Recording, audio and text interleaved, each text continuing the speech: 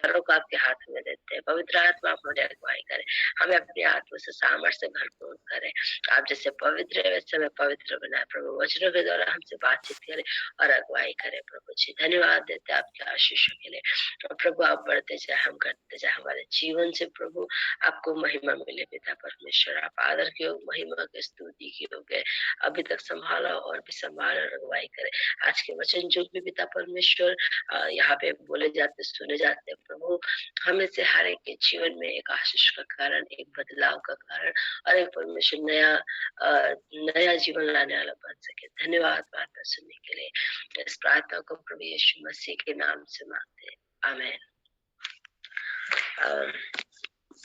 आज हम देखेंगे जो बाइबल की सबसे खास आयत है, वचन है। आप में से बहुत से, क्या मैं विश्वास करते सब लोगों को शायद याद भी होगा। हम देखेंगे नया नियम के यूहन्ना के सुसमाचार से, यूहन्ना रचित सुसमाचार उसका 3 अध्याय और वचन 16 से हम देखेंगे।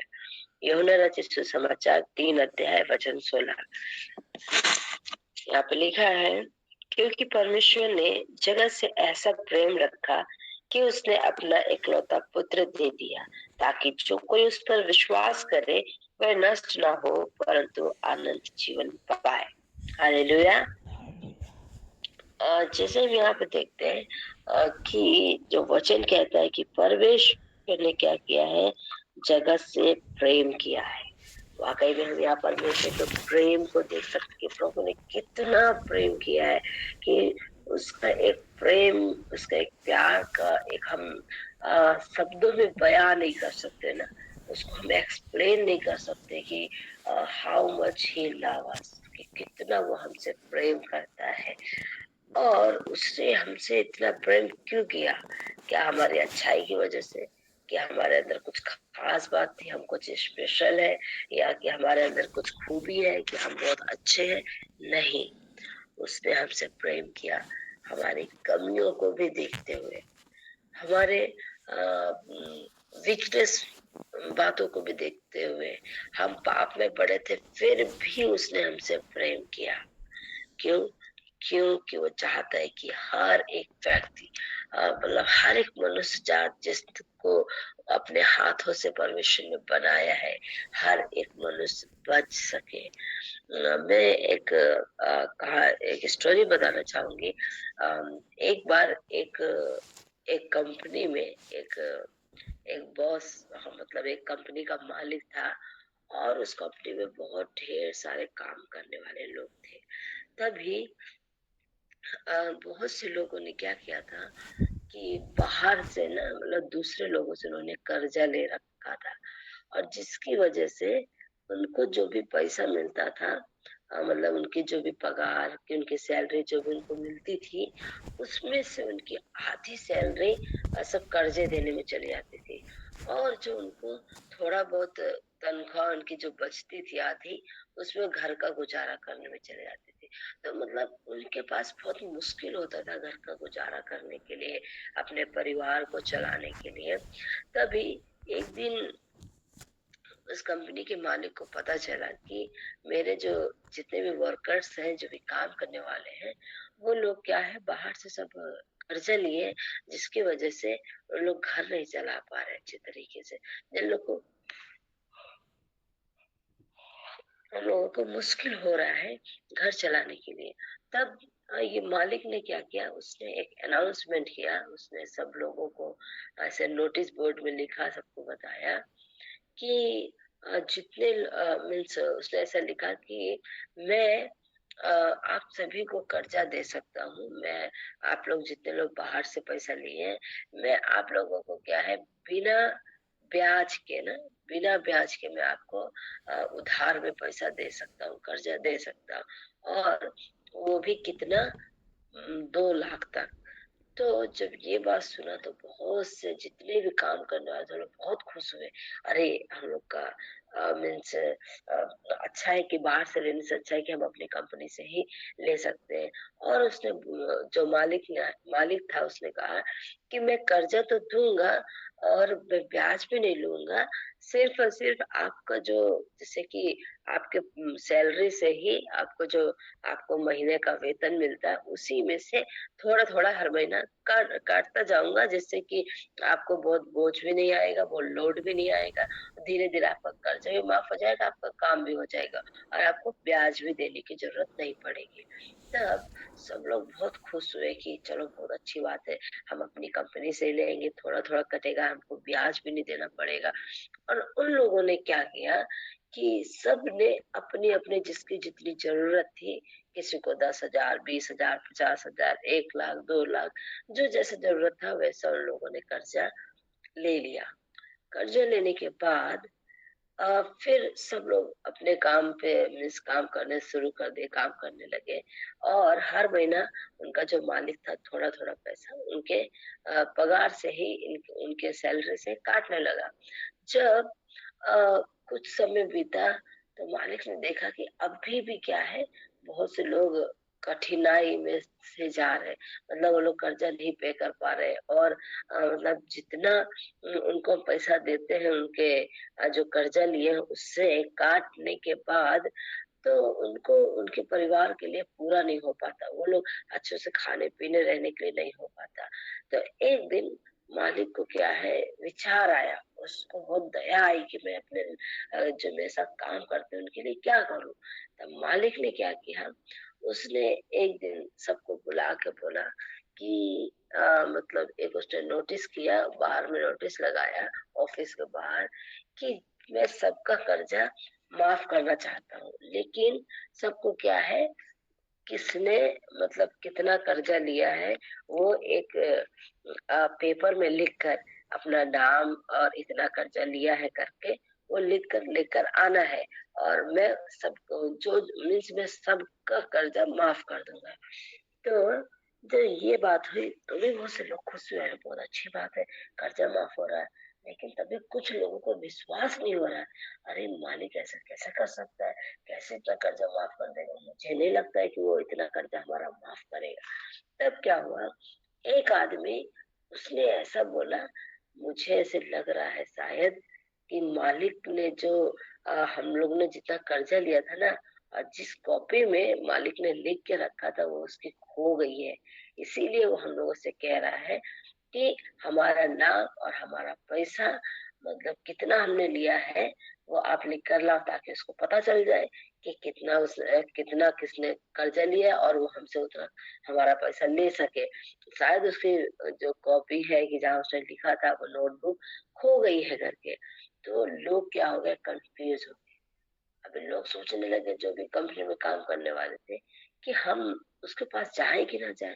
फिर वो लोग भी इस जो एक आदमी था, एक काम करने वाला, जो इसने बहकाया और इसकी वजह से सब लोग पूरा क्या हो गए, नहीं सच में ऐसा हो सकता होगा, शायद ऐसा होगा कि मालिक के पास हमारे हिसाब किताब की डायरी खो गई होगी, इसी वजह से वो हमारा नाम और पैसे सब लिख के मांग रहा है। तो कोई भी उसके पास नहीं गया। और एक आदमी वो 2 दिन से छुट्टी पे था, और जब वो वापस आया उसने इस न्यूज को पढ़ा, इस जो भी अनाउंसमेंट था उसको उसने नोटिस पे उसने पढ़ा। वो बहुत खुश हुआ कि अरे वाह, जो हमारा मालिक है वो तो कर्जा माफ कर रहा है। तब वो क्या करता है, जल्दी से पेपर और पेन लिखता है, लेता है और उसमें अपना नाम और उसमें वो एप्लीकेशन जैसे लिखता है कि मेरा कर्जा माफ कर दीजिए, मैं भर नहीं सकता हूँ, मेरे बहुत तकलीफ है, परेशानी, ऐसे करके उसने सब एक्सप्लेन किया, लिखा। और लिख कर वो क्या किया, जैसे ही वो जा रहा था तभी बाहर में क्या बहुत से लोग खड़े थे। उन्होंने बोले कहाँ जा रहे हो, बोले मैं मालिक के पास जा रहा हूँ, मालिक ने बोला है ना वो कर्जा माफ करेगा, इसलिए मैं जा रहा हूँ मेरा कर्जा माफ कराने के लिए। तो लोगों ने उसको भी कंफ्यूज किया, उसको भी ऐसे बताया, अरे वो तो नहीं माफ करेगा, वो तो ऐसे ऐसे बोला है, शायद हो सकता है इसकी वजह से बोल रहा हो। तो ये आदमी बोला ठीक है, वो राजा कुछ भी बोल रहा हो, कैसा भी हो, लेकिन मैं जाके क्या करूँगा, मैं एक बार देखता तो हूँ, बात तो करके देखता हूँ, मैं जाकर ट्राई करता हूँ, शायद कुछ हो सके करके। और इस आदमी ने उनमें से किसी की बात नहीं सुनी और वो राजा के पास गया, मालिक के पास गया और मालिक से उसने कहा कि उसने मालिक को अपना पत्र दिया और उसमें मालिक ने क्या किया, साइन किया और उसका सब कर्जा माफ कर दिया। तब मालिक ने पूछा, मैंने बाहर नोटिस बोर्ड लगाया और हमारे काम करने वाले इतने ढेर सारे लोग हैं, बहुत से लोग हैं, बहुत से वर्कर हैं, उनमें से कोई नहीं आया, सिर्फ और सिर्फ एक अकेला आप आए हो, क्या हुआ? तो इस आदमी ने बताया कि बाहर ऐसे ऐसे लोग बात बोल रहे हैं, ऐसे ऐसे कह रहे हैं कि राजा कैसे ऐसे कर सकता है, राजा तो पक्का हम लोगों का हिसाब मांग रहा है और लिखकर मांग रहा है। तब ये आदमी, इसका तो राजा ने साइन कर दिया, अब तुम्हें कर्जा भरने की जरूरत नहीं है, मैं सब माफ कर देता हूँ। इस तरीके करके इस आदमी का लेटर में लिखकर मालिक जो था उसको वापस दे दिया। तभी जब ये सब लोग, जितने भी वर्कर थे, वो लोग गेट के बाहर इंतजार कर रहे कि अभी वो आएगा तो देखे क्या हुआ होगा, क्या हुआ होगा।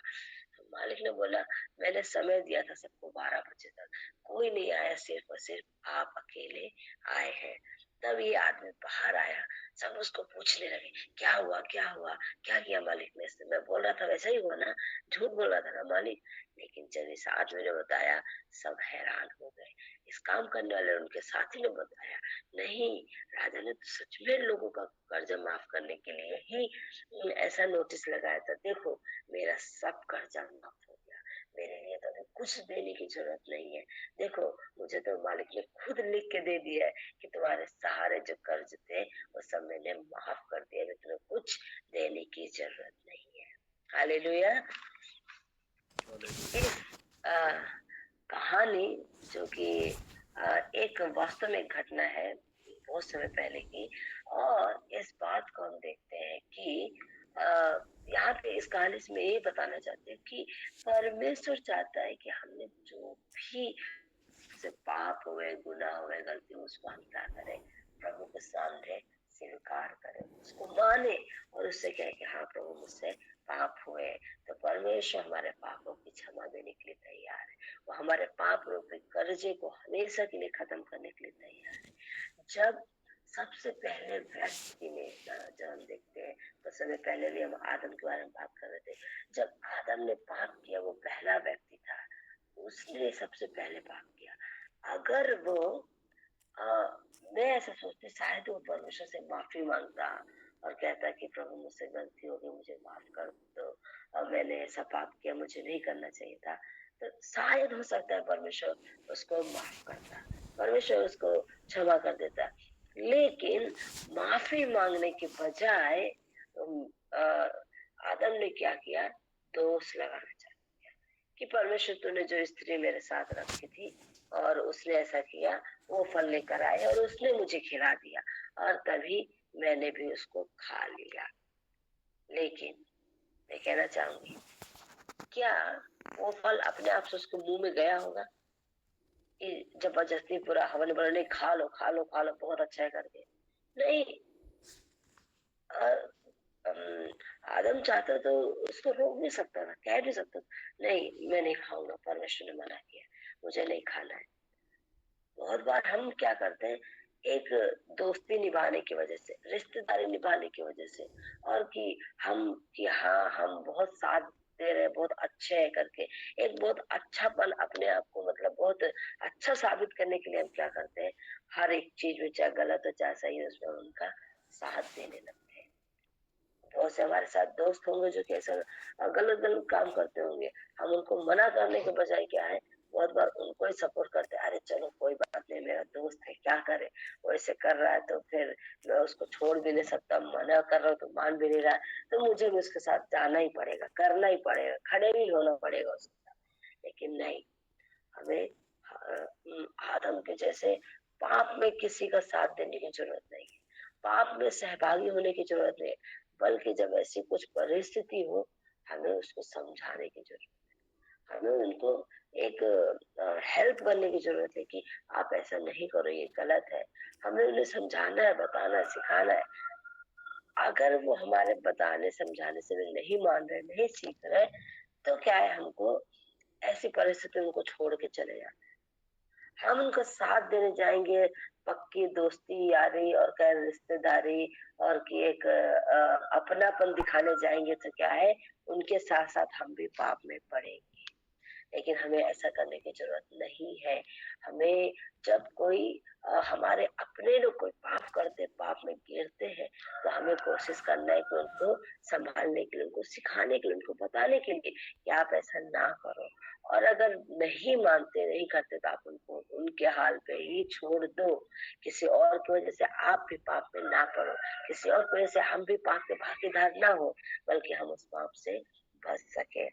और जैसे कि हम इस कहानी में देख रहे थे कि अ, मालिक ने ऑलरेडी अनाउंस किया, उसने कहा कि मैं माफ करने के लिए तैयार हूँ, मैं आप सबके कर्जे को माफ कर दूंगा, खत्म कर दूंगा। लेकिन लोग क्या विश्वास नहीं किए। लोग मतलब कि और कंफ्यूजन वहां पे, और गलत गलत बातें वहां पर उठने लगी।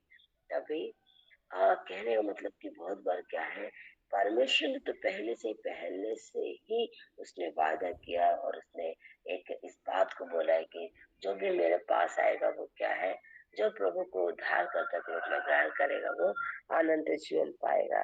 कि जो परमेश्वर ने अपने इकलौते पुत्र को दिया, कि जो उस पर विश्वास करेगा, अगर विश्वास करेगा फिर तो क्या है, वो अनंत जीवन प्राप्त करेगा।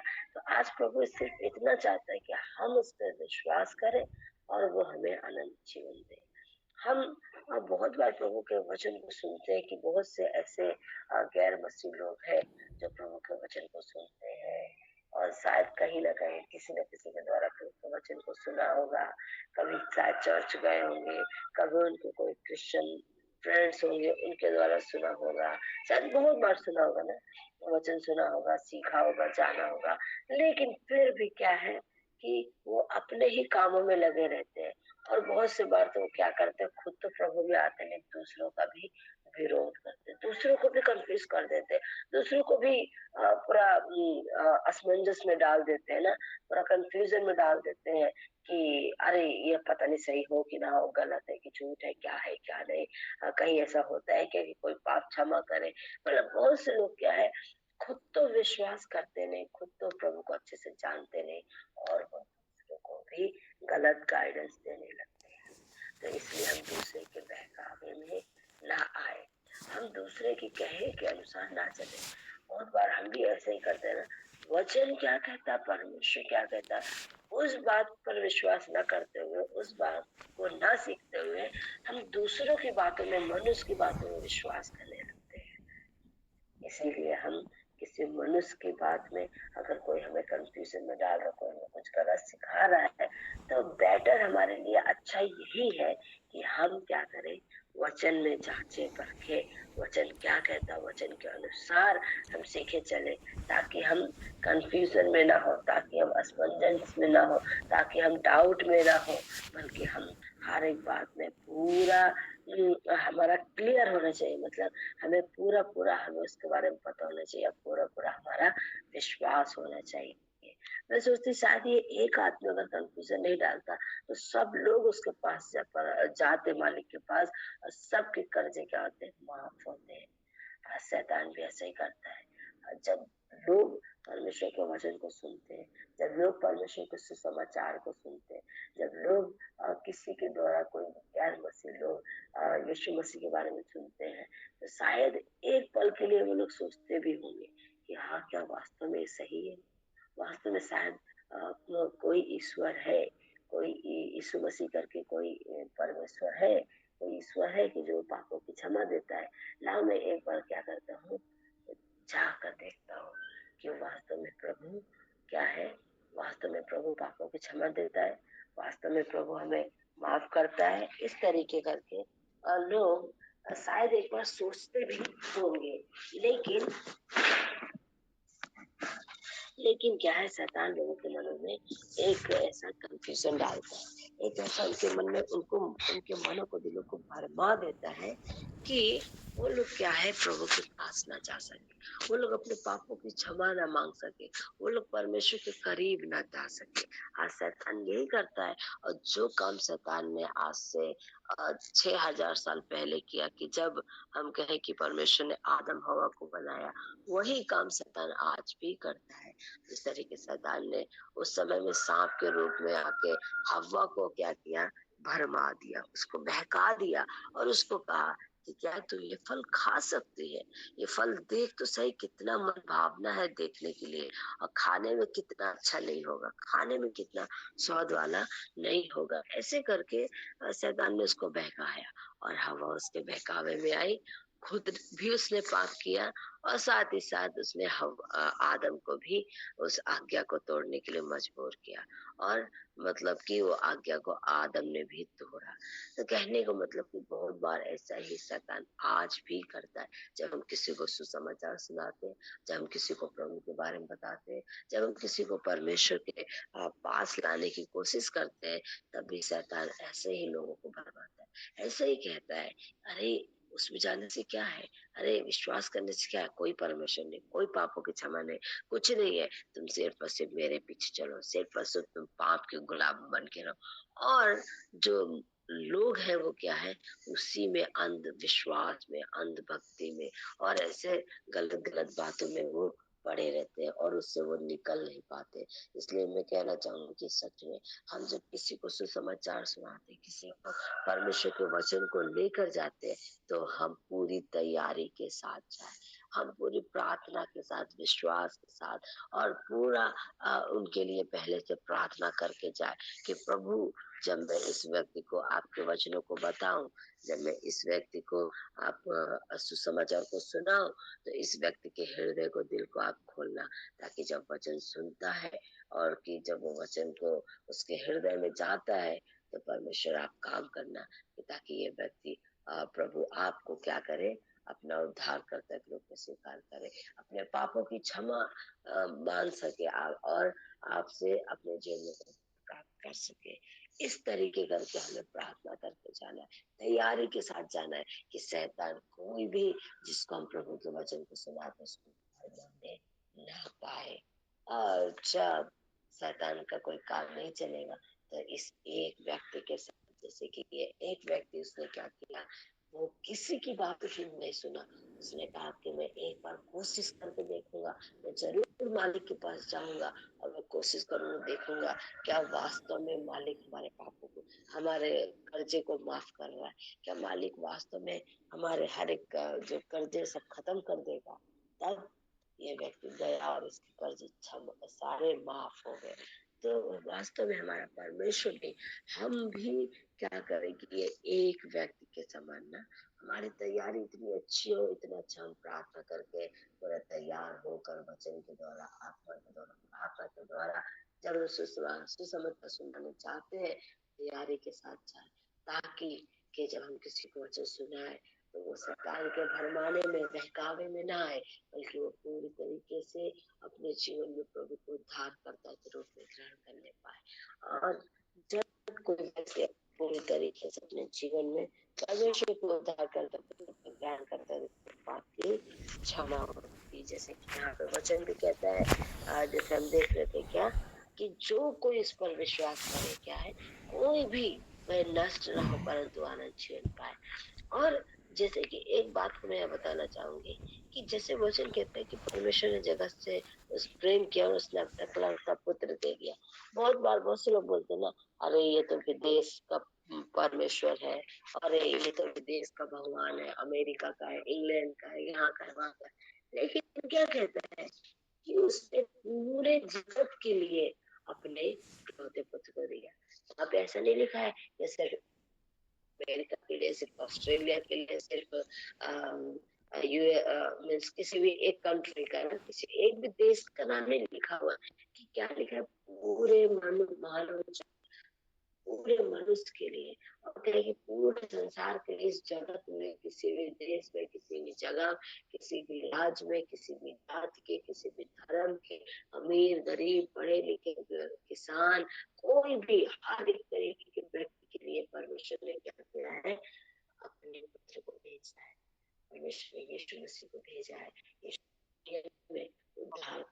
लिए वो हर एक व्यक्ति का उद्धार करने, किसी एक जाति, किसी एक धर्म, किसी एक भाषा, एक व्यक्ति के लिए नहीं बल्कि सबके लिए आज विश्व लोगों को देगा।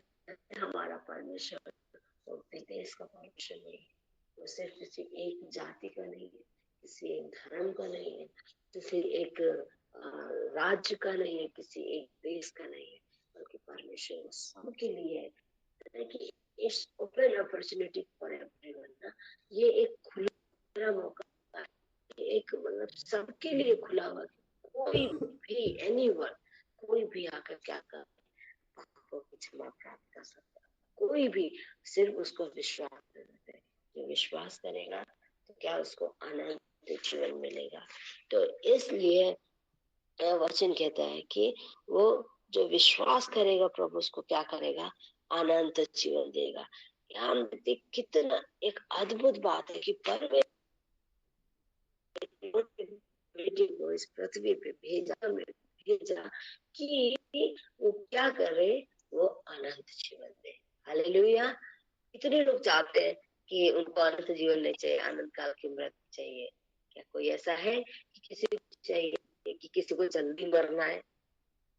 अरे वो चाहते हैं कि हम लंबा जिए, कोई चाहता है कि हम 60 साल, कोई 70 साल, कोई 80 साल, कोई 100 साल, सब लोग लंबा जीना चाहते हैं। एक दिन हम मीटिंग में थे तो हमारा मिशन था, मीटिंग में मिशन फैमिली में तभी एक हमारे साथ में बोला, मैं तो चाहता हूँ कि मैं कितना ये 100 साल तक जियो और ज्यादा जियो करके। तो किसी दूसरे ने कहा, मैं तो हमेशा के लिए क्या जीना चाहता हूँ, मतलब हमेशा के लिए इस दुनिया में मतलब जिंदा रहना चाहता हूँ, मैं मरना ही नहीं चाहता हूँ। लेकिन क्या शरीर कमजोर है, शरीर नासवान है, शरीर तो मरेगा ही। तभी एक व्यक्ति ने कहा कि अनंत काल के लिए प्रभु के साथ हमेशा के लिए जीना चाहता हूँ। इस संसार में तो हाँ प्रभु जब तक रखे तब तक, लेकिन परमेश्वर के साथ में अनंत काल तक जीना चाहता हूँ। वास्तव में सच में प्रभु ने इतना अच्छा मौका दिया है कि हम अनंत काल तक उस इंटैरिटी में ना, और इटर्नल लाइफ, पूरा अनंत जीवन को पाए। और सच में अगर हम देखें, किसी ने भी ऐसा वादा नहीं किया है, किसी ने भी ऐसा अपने लोगों के लिए नहीं किया है जैसे परमेश्वर ने किया है। और जब परमेश्वर ने अपने बेटे को भेज कर क्या किया है, हमसे प्रेम किया है और अपने इकलौते बेटे को भी नहीं रख छोड़ा, वो भी हमारे लिए दे दिया। और यीशु मसीह ने अपनी जान को देकर अपने लहू के द्वारा हमें खरीद लिया है, हमें अनंत काल का जीवन दे दिया है। लेकिन हमें उसे एक्सेप्ट करने की जरूरत है। क्या आज हम उस अनंत काल के जीवन को चाहते हैं? क्या आज हम परमेश्वर के प्रेम को जो उसने हमारे लिए किया है, जो लहू बहाया है, उसको महत्व देना चाहते हैं? क्या हम उसको व्यर्थ ऐसे ही जाने दें, अरे किया है तो मेरे लिए क्या किया है? नहीं, परमेश्वर का वचन कहता है कि प्रभु ने हमसे प्रेम किया, हमारे लिए अपने इकलौते पुत्र को दे दिया, ताकि जो कोई भी ना, कोई भी व्यक्ति उस पर विश्वास करेगा, कोई भी व्यक्ति उस पर विश्वास करे, कोई भी हो, किसी भी, कोई भी मतलब कोई भी विश्वास करे, वो क्या अनंत जीवन पाएगा। तो इसलिए आइए हम सच में, जैसे आज हमने अनंत जीवन पाया है, आज हमने परमेश्वर को पाया है और विश्वास किया है, अनंत जीवन पाया है, और मैं विश्वास करती हूँ कि हम सब अनंत जीवन के सहभागी होंगे जब परमेश्वर यीशु मसीह बुलाएगा अपने लोगों को लेने के लिए, या प्रभु जब हमें वहां बुलाएगा, जब न्याय करेगा। और उस न्याय के समय में हम क्या होंगे, उस स्वर्ग में और उस अनंत काल के जीवन के सहभागी होंगे। इसलिए हम पूरी तरीके से तैयार रहे अनंत काल के जीवन को प्राप्त करने के लिए। हमने जैसा इस पर विश्वास किया है, वैसे ही जीवन भर उसके साथ साथ हम चलते रहे। उसने जो भी हमसे वायदा किया है कि वो हमें अनंत काल का जीवन देगा, पापों की क्षमा देगा, हमें उद्धार देगा, वास्तव में उसने अपने वादे के अनुसार हमारे जीवन में किया है। वैसे हम भी परमेश्वर के साथ साथ चलते रहे। उसने जो हमारे लिए लहू बहाया, हमसे प्रेम किया, उसको व्यर्थ न जाने दे, बल्कि लगातार उसको, उसके महत्व को हम जाने, लगातार एक उसकी इच्छा के अनुसार जीवन को जिए।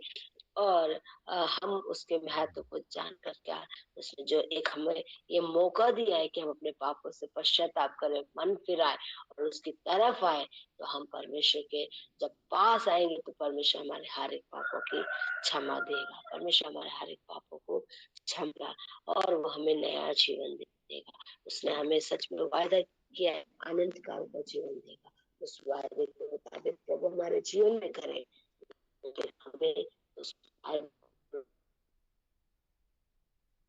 जीना है, उस तरीके हमें अपने जीवन को जीवन के चलना है, ताकि परमेश्वर क्या करे, हमें वो अनंत काल का जीवन दे।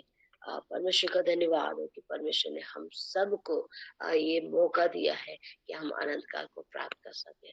और मैं बस एक ही बात बोल के खत्म करना चाहूंगी कि जिस तरीके हमने अनंत जीवन को और कि हमने उद्धार को और परमेश्वर के संतान होने का अधिकार प्राप्त किया है, उसी तरीके हम इस सुसमाचार को, इस संदेश को, इस बात को हम दूसरों तक पहुंचाए, दूसरों को भी बताए कि परमेश्वर हमारा इस दुनिया में यीशु मसीह आया, उसने हमारे पापों की क्षमा के लिए अपने लहू को बहाया, अपनी जान को दिया। उसने हमसे इतना प्रेम किया, इतना प्रेम किया कि उसने अपनी जान को देकर हमें अपने लहू से खरीद लिया, हमारे पापों से क्षमा दे दिया, हमें उद्धार दिया है, और उसने हमें अनंत काल का जीवन देने का वायदा किया है। इस बात को हम दूसरों तक पहुंचाए, दूसरों को भी सिखाए, दूसरों को भी समझाए कि दूसरे भी परमेश्वर के पास आए, दूसरे भी परमेश्वर के प्रेम को जान सके, दूसरे भी परमेश्वर के प्रेम के द्वारा क्या है प्रभु के पास आ सके।